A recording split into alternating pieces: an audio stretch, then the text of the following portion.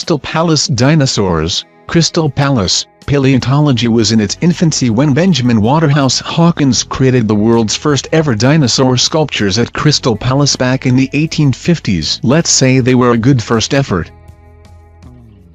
BAPS Sri Swaminarayan Mandir, Needn't Temple was built in the 1990s from Italian Carrara marble and Bulgarian limestone, shipped to India and then hand-carved by a team of 1,526 sculptors. At the time of building, it was the largest Hindu temple outside of India.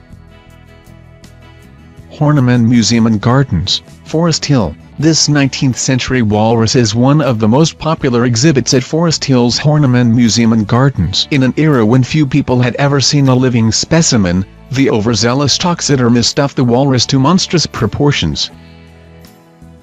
Trinity Buoy Wharf, Docklands. The Trinity Buoy Wharf Arts Quarter is home to London's only lighthouse, in use until the 1980s. Head inside these days and you'll hear Longplayer, a 1,000-year-long musical composition that's been playing there since January 1, 2000.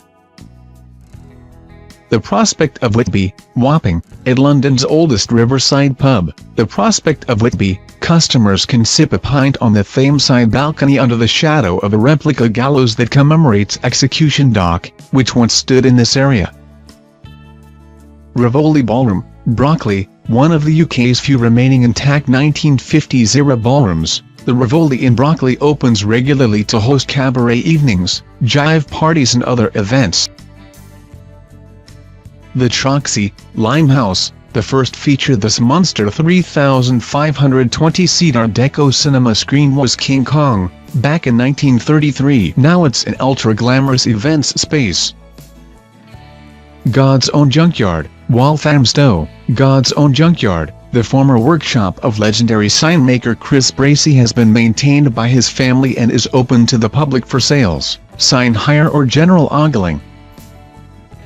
William Morris Gallery. Textile designer and socialist activist William Morris is another of Walthamstow's famous sons. His former family home in Lloyd Park is now a public gallery.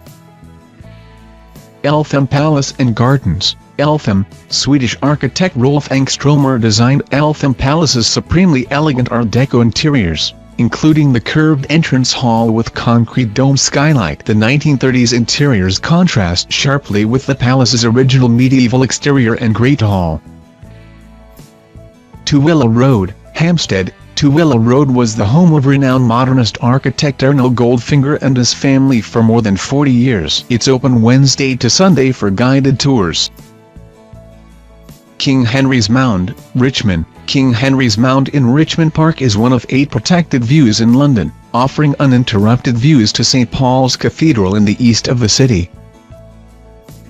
Southall Broadway, Southall. Southall's large South Asian population has earned it the nickname Little India. Its shops and restaurants offer a taste of London's rich diversity. Beavertown Brewery, Tottenham Hale. Beavertown Brewery produces some of the capital's coolest, and most expensive, craft beers. Visit the brewery's on-site taproom on Saturdays and sample their brews at retail prices.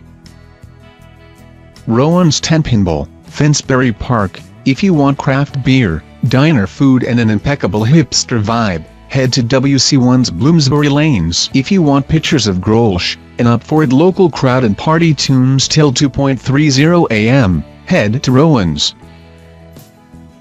Dalston Eastern Curved Garden. Dalston Eastern Curved Garden is a community garden and cafe with family-friendly events held all year round. Abney Park. Abney Park is one of London's magnificent 7 picturesque suburban cemeteries built around the capital in the 1830s and 1840s. Salvation Army founder William Booth is one of the most famous residents. Hampstead Heath Ponds. Hampstead, London's biggest and wildest park, Hampstead Heath, has 3 pools for outdoor bathing, men's, women's and mixed. There's also a Lido nearby at the foot of the Heath's Parliament Hill. Tootingbag Lido. South London's Tootingbag Lido is the city's largest outdoor swimming pool, stretching a massive 100 yards.